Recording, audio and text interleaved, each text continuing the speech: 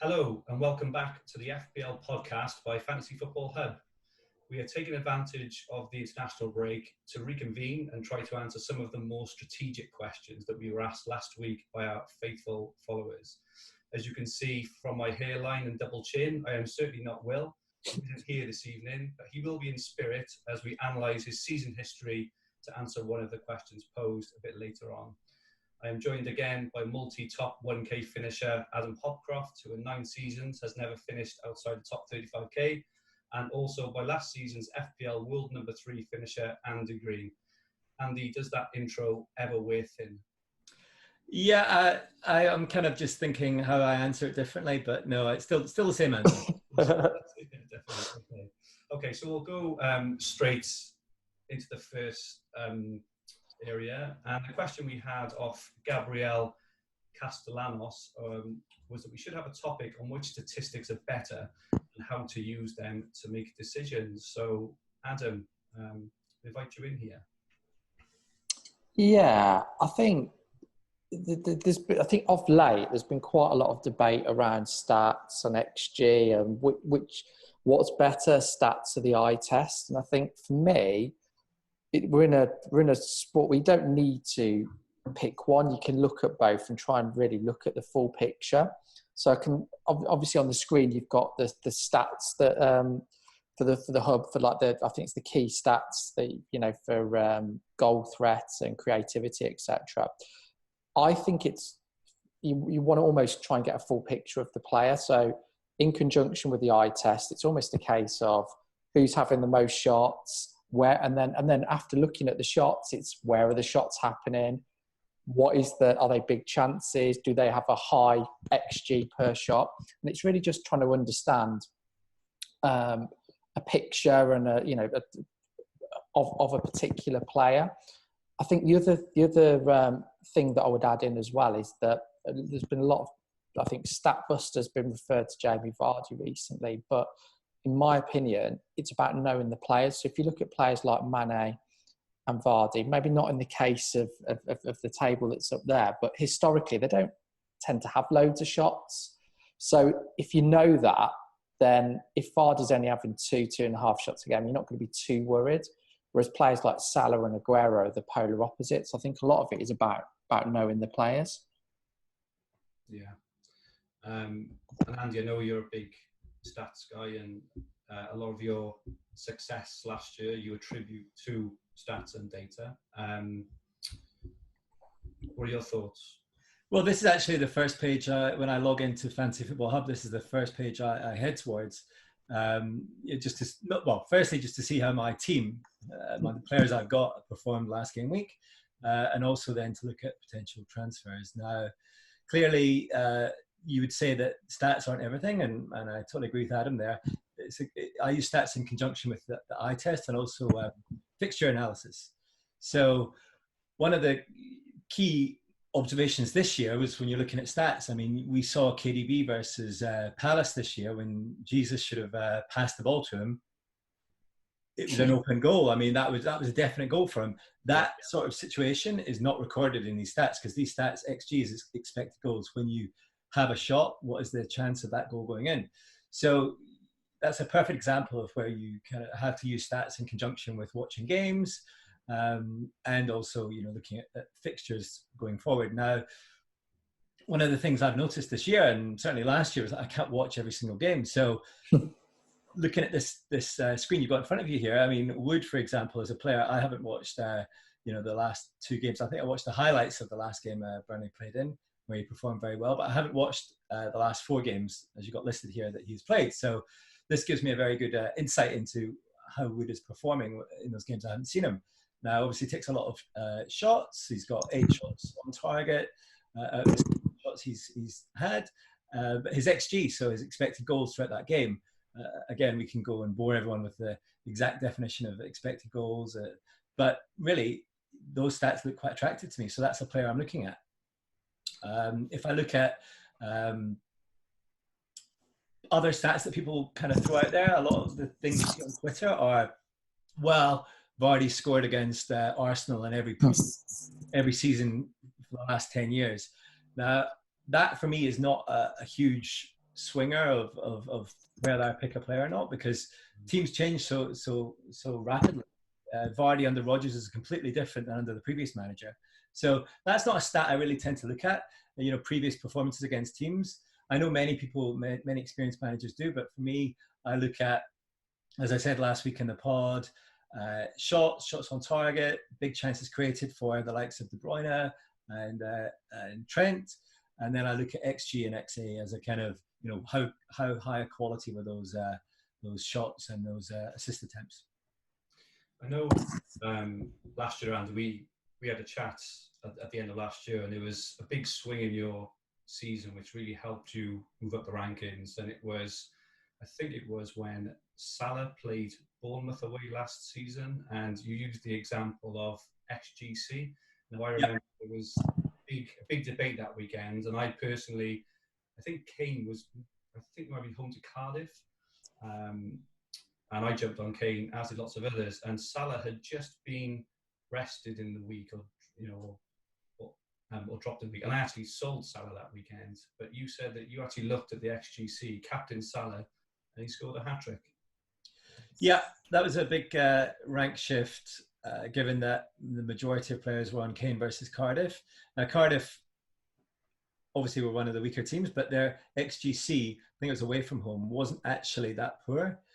And then I looked at Bournemouth against Liverpool, and actually their stats were pretty weak in terms of XGC. So Salah had just come off a kind of minor injury, and Kane had just come off, I think, scoring a goal and getting an assist. So the natural kind of wave, and we're seeing it this season as well, the natural wave is to jump on form players, even though they might have only have had 1 or 2 games of form, and say, right, that's my captain for next week. Whereas if you can look at the stats in this table, for example, if you scroll down to the bottom, you've got Southampton there. Southampton, Norwich and West Ham have got terrible XGC over the last 6 games. So if you're a bit indecisive with your captaincy pick, these sort of stats can help you nail that captaincy decision.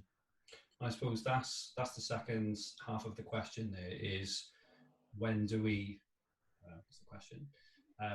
How can we use them to make decisions? I suppose my example on this, so I'm pretty old school, so I've played fantasy football a long time. Played FPL for a few years, and I've always gone, kind of 15 years ago, you didn't have XG, you didn't have all this content available, and you purely looked on things like fixtures of the eye test, watching match of the day, which is still how I do a lot of mine. However, where I specifically use stats to make a decision, I've got a couple of examples from this year. I specifically use it when I'm looking at captaincy, and I specifically use it when I've got a coin toss for who to bench. And I've actually had success with that this year.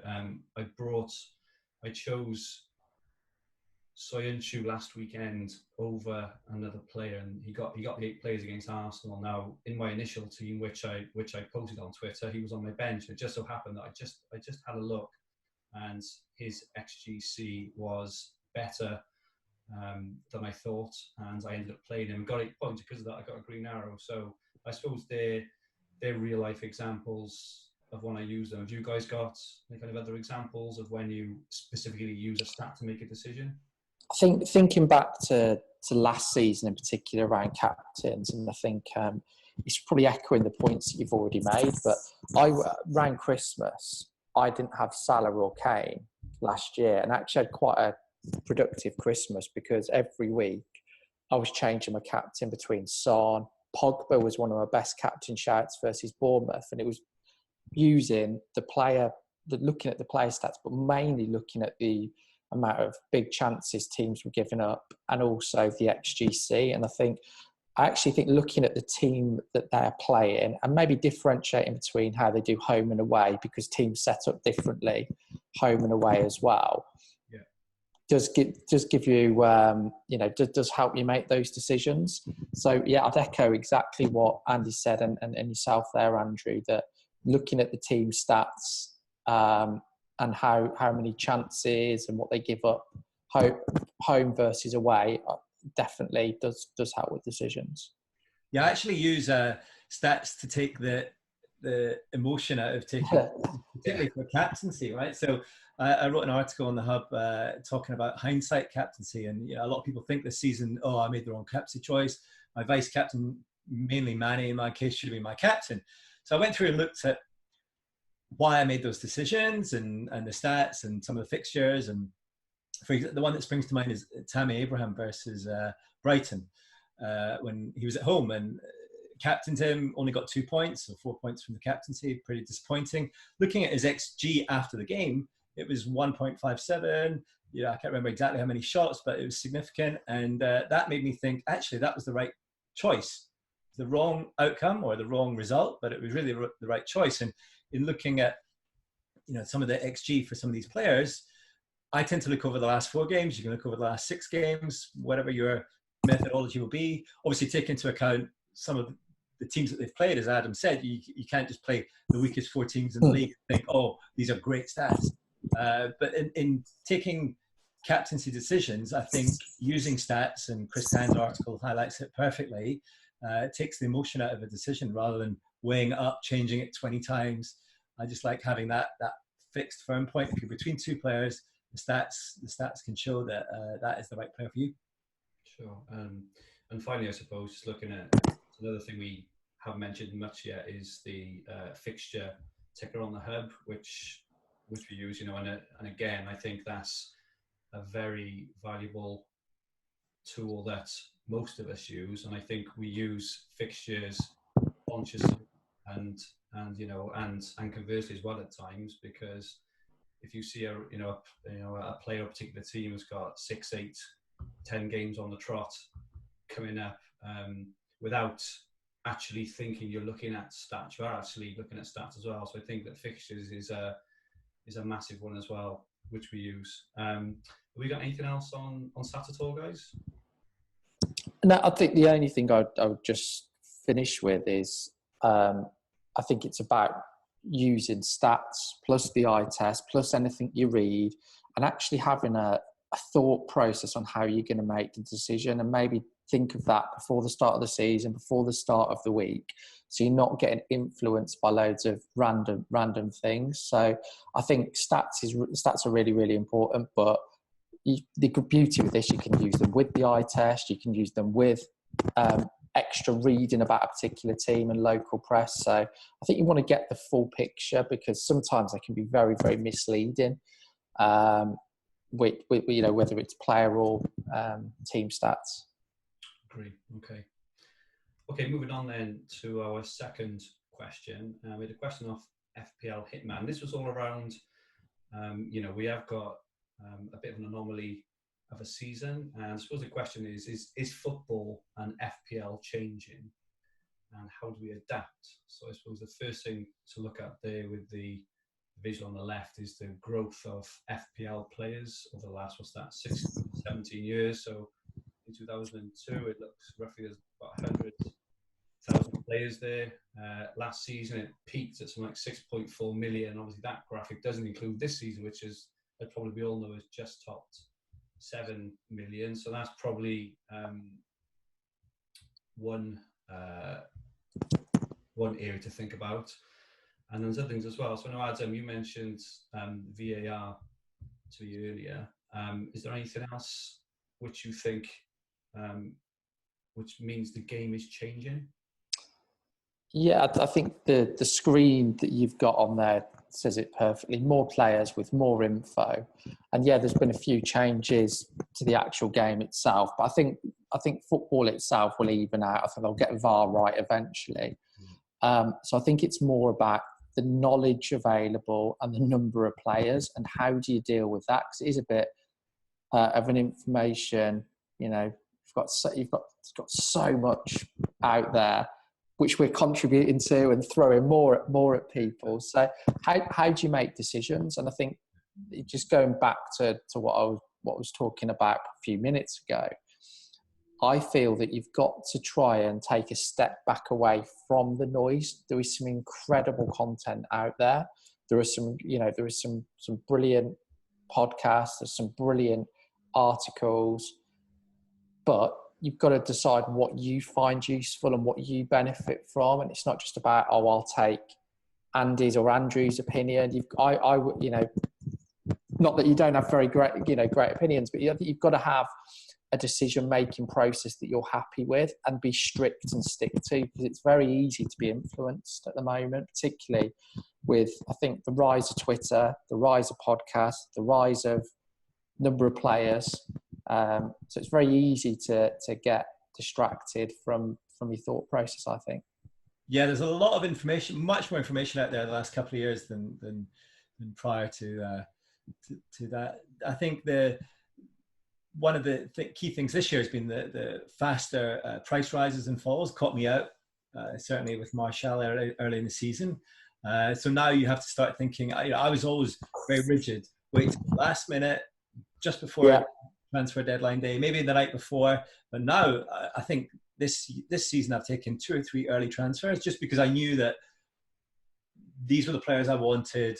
That player was going to rise. That player was going to fall. It's going to be a 0.2 million difference. It's not, so you have to adapt your game basically with the way that the game is changing now. The key thing, and I think Adam's touched on it as well, is that you've got to have a plan, and you've got to have a plan for your team, and that plan might change. So perfect example this season is Lundstrom. That I doubt Lundstrom is in anyone's week 10 plan to be starting every week, or certainly to be in their team. Even didn't even know his name until game week 1 or 2. I think that is the biggest key to success across all these seasons. No matter how many players, as long as you've got a plan, you stick to it. I'm looking at Wood versus Ings, as I said last week. If Ings scores and Wood blanks, I'm not going to do that quick shift.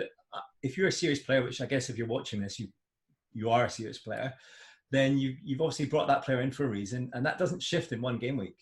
So we'll come on to kind of differentials a bit later, but ultimately, if you've planned to bring in certain players, your team structure is X, stick to that plan for a certain amount of time because you made clear decisions and they were probably the right decision. You might just need to wait 1 or 2 more game weeks and not panic transfer into random players that have scored.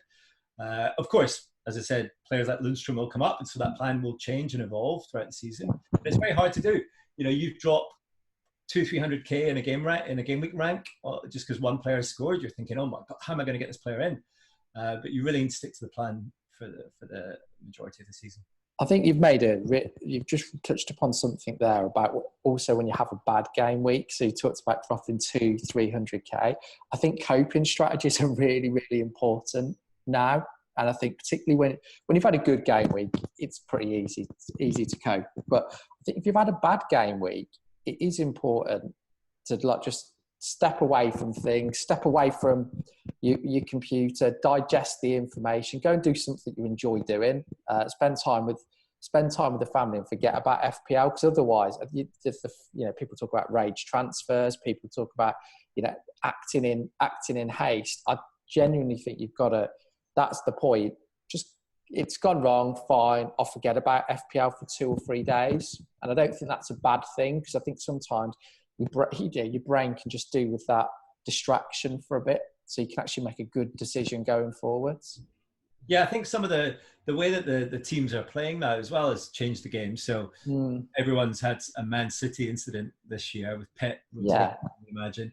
And so that then, if I look back some of these years, 2010, 11, my bench used to be non-playing, equivalent of 4.5 million players that just almost didn't really care about, almost like bench fodder. But now I've shifted in the last, certainly this year, but last year as well, in that I've got to have a playing bench.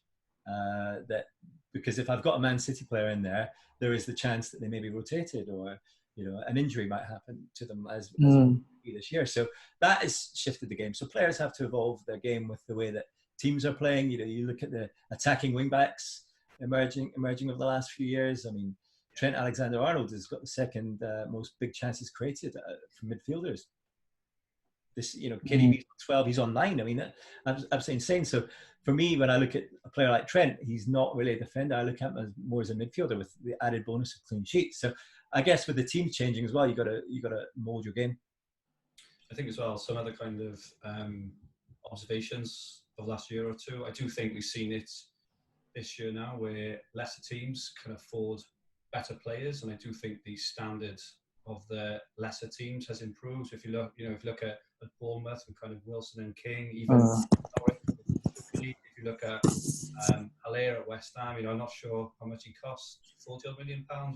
West Ham would never spend that, money before. And I do think that teams now, the Premier League is getting richer, and while defences are improving as well, you will still get a striker, and you can use Liverpool as a perfect example this year, where they've only conceded, I think, one goal in most of their games, but that one goal just wipes out the clean sheet and changes the game, as we talked about. Is it just 2 clean sheets, isn't it, this year? They've got 2 out of 12, yeah. So they've conceded in 10 of their games. I believe, I'm not sure, but I believe at least 8 or 9 of them, if not all 10, just that odd goal where that team has just managed to get through. Like Ings, that's he was playing for Liverpool a couple of years, and now he's up front for one of the worst teams in the league, And I think as well that if you look at Liverpool and Man City as well now, you get Liverpool came second last year with 97 points, which is completely unheard of, and which means that most teams had 3 Man City and 3 Liverpool, which you never would have had over the years. You normally had a bit of a spread as well. And I think that squads now are having to increase in size and rotate because of all the rewards, with the Champions League and FA Cup and things like this. So maybe we'll find a bit later on that the doubles, which we all hang our hats on for our chips, are potentially not as lucrative as we thought. And that depends as well on whether the league is won or not as well. I think last year we were a bit spoiled that it went to the very last game. But if you remember the year before, Man City won the league. I think it was in Gameweek 34. So in Gameweek 35 onwards, they had the opportunity to rest players. Now, I think they did in 35 against Swansea.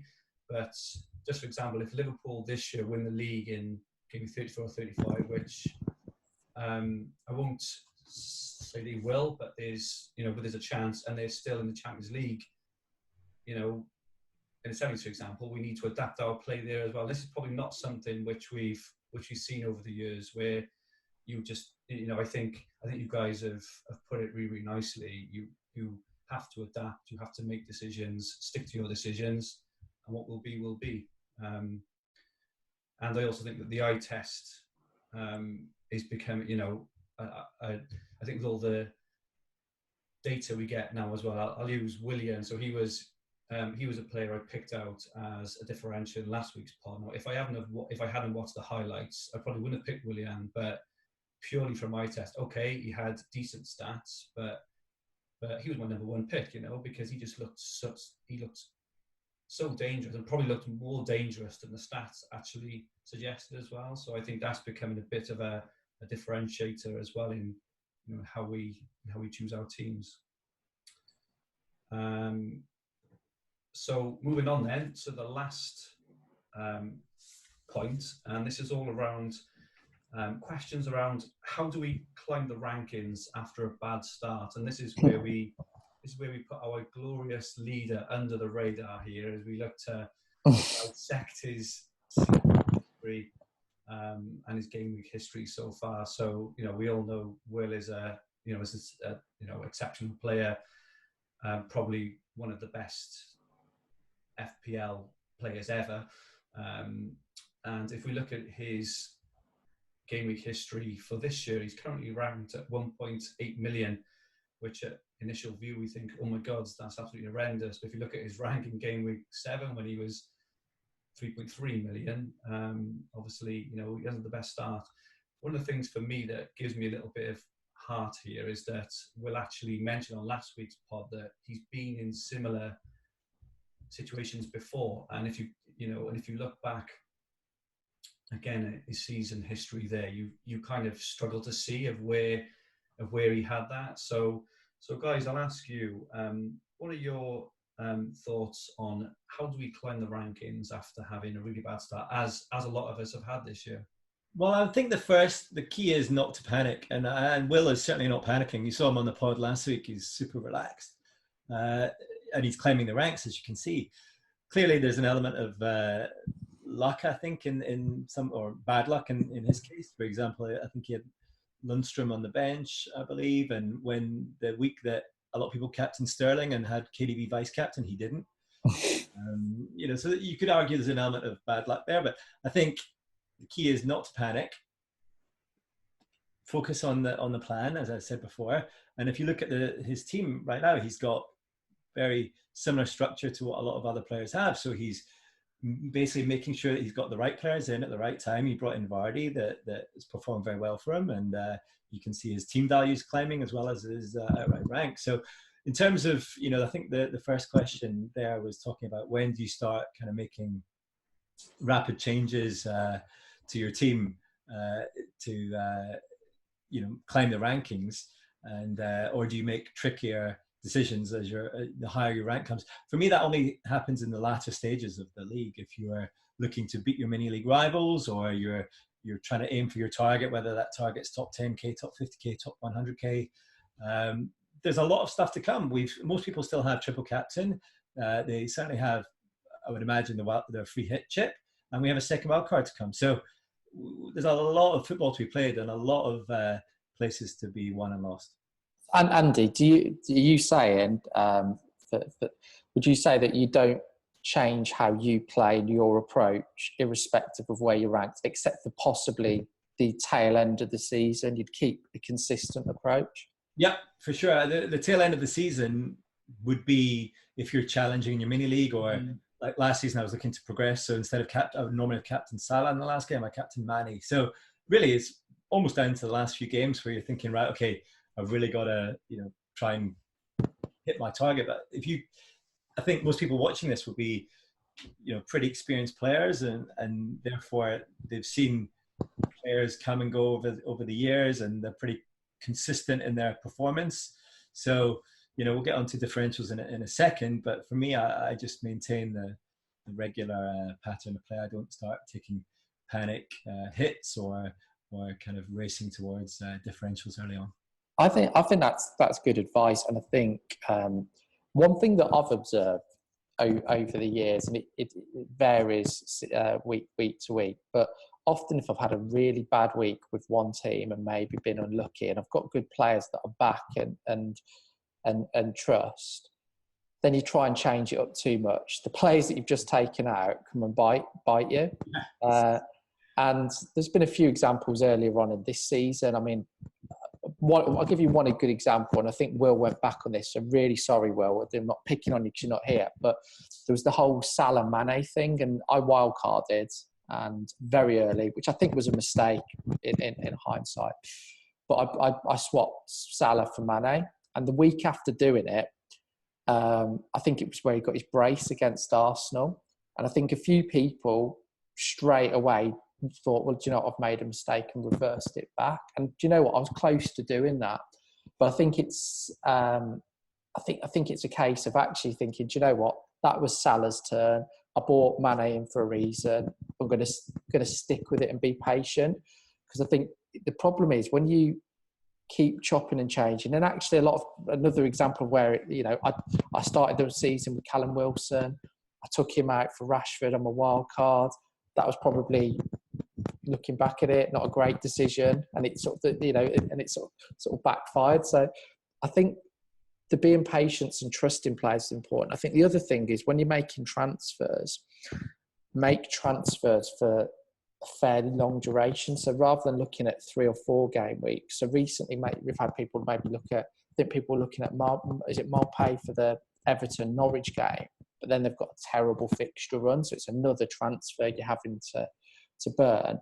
I did something similar I bought Callum Wilson in for 2 or 3 games, which I thought were brilliant games, and they blanked in all of them. Whereas actually, I should have looked at Vardy there and then, because he had a 11 or 12 game run of just incredible fixtures. So I think looking at fixtures for the long term is good, because you'll then ultimately get on players ahead of other people as well.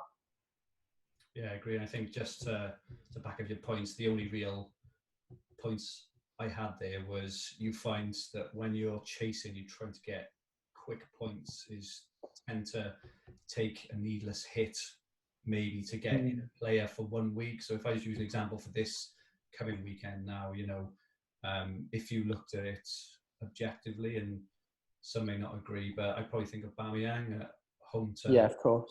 Santa, for example, would probably be a really good captain option, and I would urge people not to make a transfer to get Aubameyang in if he's not part of your long-term plan. So they do have Norwich next week, so if your plan was always to get him in, and then fair enough. But I think it's this short-term itis where you try and put in a really quick fix, because what you find is you end up basically destroying your team. And I'm not saying for a minute don't take a -4 or don't take a -8, but make sure your -4, your -8 is well thought out. It was always part of your plan.